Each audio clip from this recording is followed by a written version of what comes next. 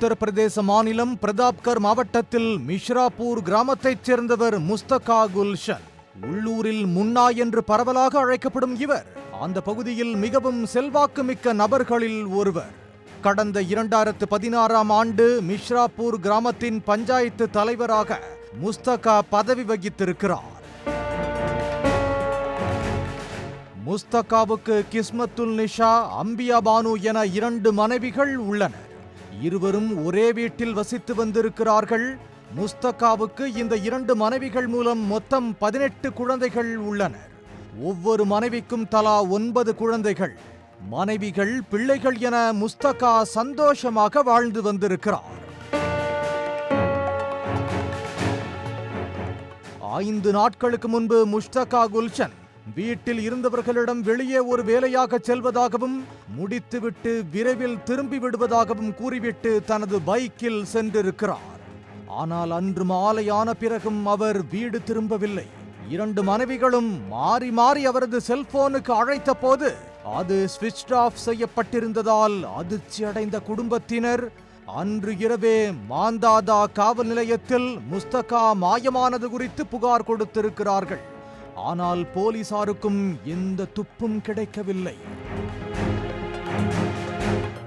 புகார் அளிக்கப்பட்ட 5 நாட்களான நிலையில் சுமேர்பூர் கிராமத்திற்கு அருகில் உள்ள ஒரு கால்வாய் ஓரத்தில் சந்தேகத்திற்குரிய வகையில் ஒரு பெரிய சாக்கு மூட்டை கிடப்பதாக போலீசாருக்கு தகவல் வந்திருக்கிறது.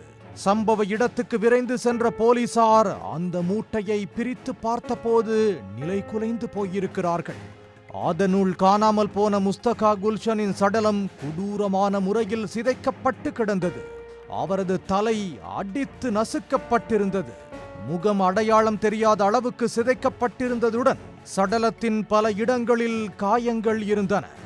யாரோ சில மர்ம நபர்கள் முஸ்தகாவை அடித்து கொன்றுவிட்டு இங்கு மூட்டை கட்டி வீசியிருப்பது முதற்கட்ட விசாரணையில் தெரிய வந்திருக்கிறது. யார் இந்த பயங்கரத்தை செய்திருப்பார்கள் என்பதை கண்டுபிடிக்க போலீசார் விசாரணையை தீவிரப்படுத்தினர். முஸ்தகாவின் செல்போன் அழைப்பு விவரங்களை தீவிரமாக ஆய்வு செய்தனர்.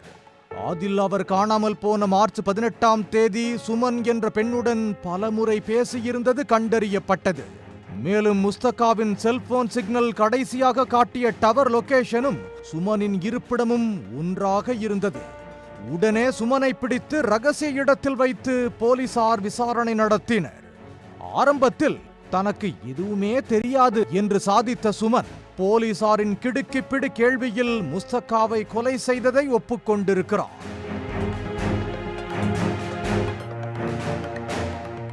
சுமன் கௌதமுக்கும் திருமணமாகி கணவன் மற்றும் பிள்ளைகள் உள்ளனர். முஸ்தகா முன்னாள் பஞ்சாயத்து தலைவராக இருந்ததால் அரசு உதவிகள், ஊர் பொது காரியங்கள் தொடர்பாக சுமனோடு அறிமுகம் ஏற்பட்டிருக்கிறது. இந்த அறிமுகம் நாளடைவில் நெருக்கமான காதலாக மாறியது. இருவரும் அடிக்கடி தனிமையில் சந்தித்து பழகி வந்திருக்கிறார்கள். முஸ்தகா அவ்வப்போது சுமனிற்கு பண உதவியும் செய்து வந்துள்ளார். இந்த சூழலில் முஸ்தகா அடிக்கடி தனிமையில் சந்திக்க வேண்டும் என சுமனை வற்புறுத்தியிருக்கிறார். குடும்பத்தினரிடம் பொய் சொல்லிவிட்டு முஸ்தகாவை சந்திப்பது சுமனுக்கு சிரமத்தை ஏற்படுத்தியிருக்கிறது.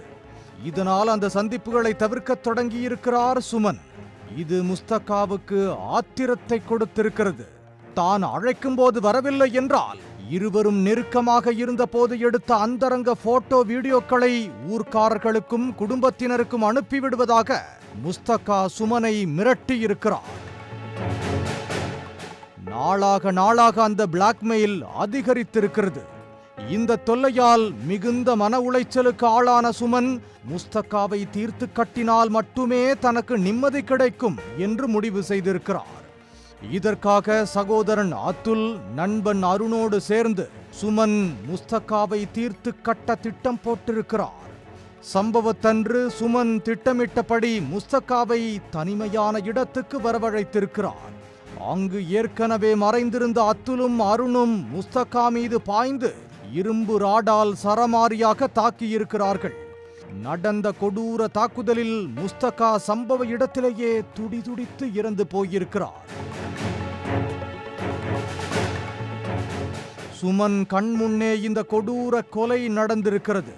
பிறகு சடலத்தை மூட்டை கட்டி சுமேர்பூர் கால்வாயில் வீசிய மூவரும் எதுவும் நடக்காதது போல் ஊருக்குள் உலா வந்திருக்கிறார்கள்.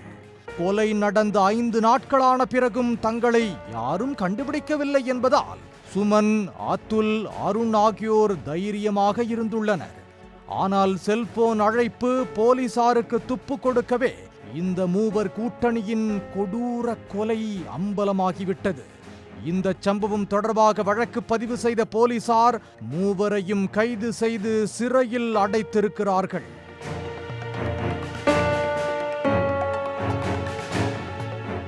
உடனுக்குடன் செய்திகளை தெரிந்து கொள்ள சன் நியூஸ் பெல் ஐகானை கிளிக் பண்ணுங்க.